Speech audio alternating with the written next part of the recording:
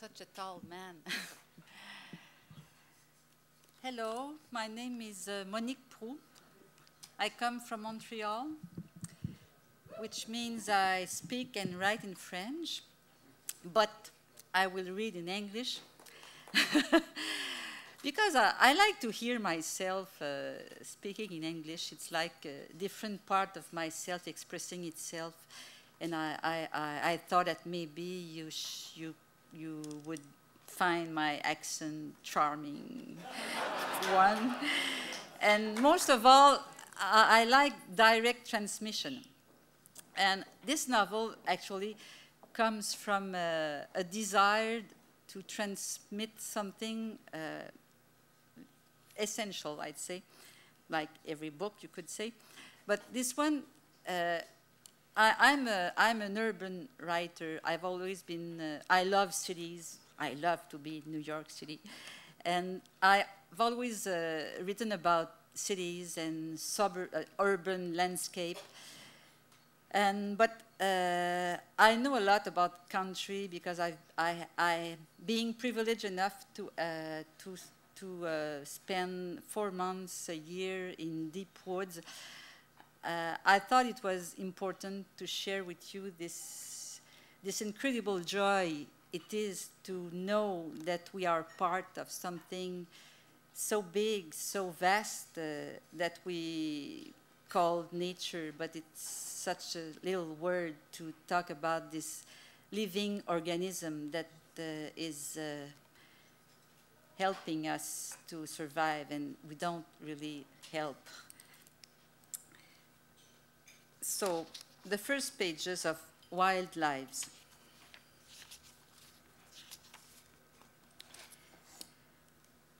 Lila Zach liked uphill paths. In life, so many things, and life itself, in fact, go only downhill. She liked sunlit uphill paths, yet this one did not go uphill. It was heading darkly into a wall of dense trees, plunging into devious vegetable entrails from which one would most likely emerge half digested. The owner of the country house was waiting for them down below, at the bottom of the abyss. Around him swarmed squadrons of black flies, but that did not seem to bother him. He was an old man. You have to be old to live in an abyss. From behind thick lenses, his raccoon eyes watched them draw near without a smile. All through their meeting, he did not smile, except for one brief instant when she mentioned that she had a cat. She thought she had spotted a red rowboat next to him, lying on its side like a dying creature, and behind it an expanse of water, but she couldn't be sure, so opaque was the curtain of carnivorous insects between them and the world. Deeper and deeper into the thicket, he led them, hopping across slippery rocks, an aerialist dragging behind him two clumsy incompetents. Then he came to a stop with a ceremonial sweep of his arm. The lake lay before them, set among soft-topped mountains. A broad gray lake surrounded by green, everywhere green, uniform in its greenness. Yes, trees. But not the hospitable kind that lend shade and companionship to country luncheons.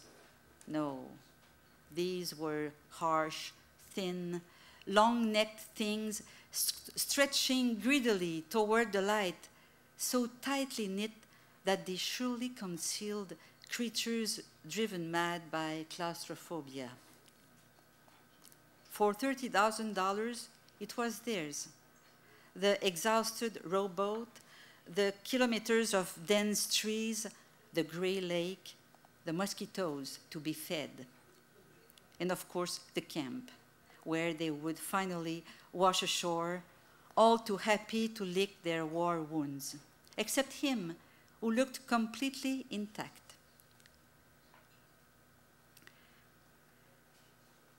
The camp and the lake were far from the village, and the village was not a pretty place. It had a church and a store, of course, a place where you could buy sliced white bread and hamburger meat, and sometimes you would see flower boxes hanging in front of faded wooden houses, but that was where the aesthetics ended. The two human specimens she met buying bread weren't pretty either. The first one asked the second, whom he had obviously known a long time, "Did you kill it?"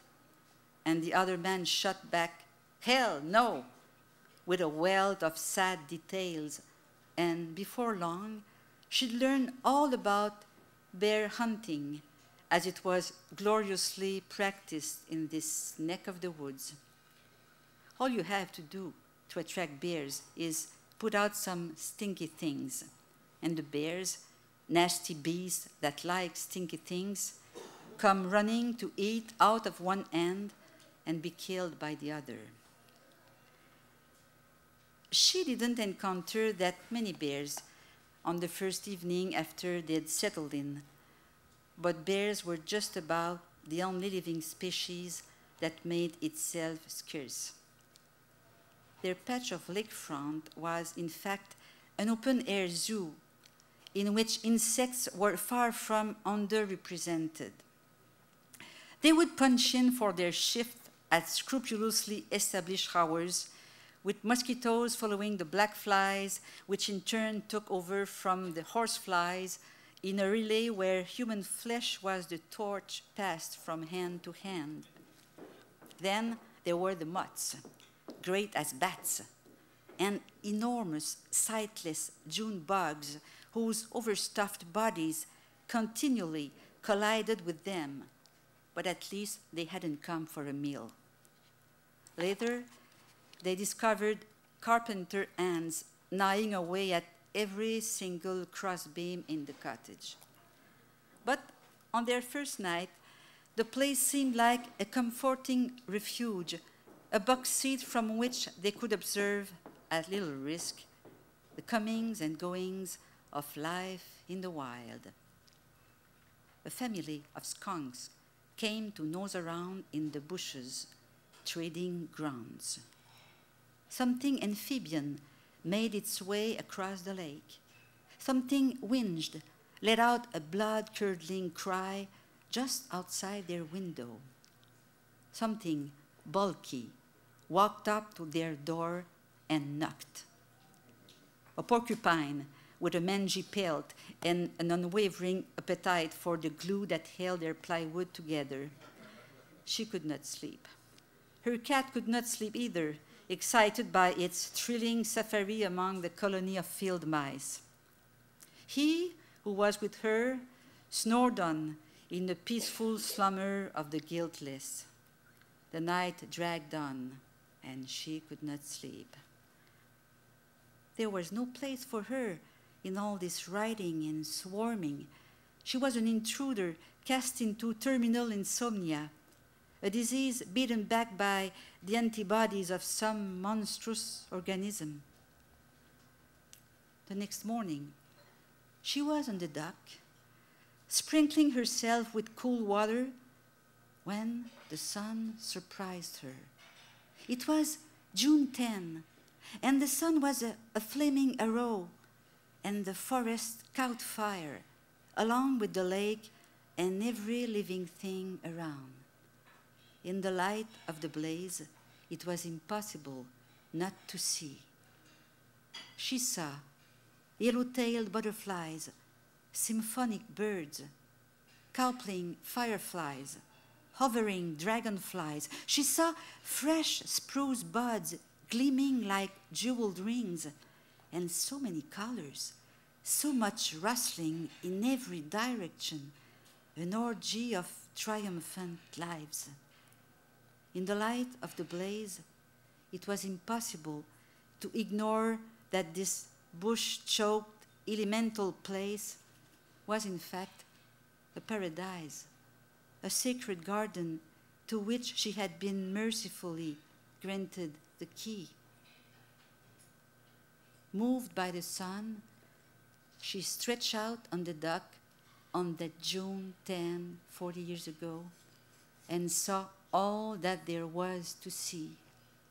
She saw the track that each morning the moose followed to the shore to drink, the chanterelles and the boletuses mushrooming up through the moss.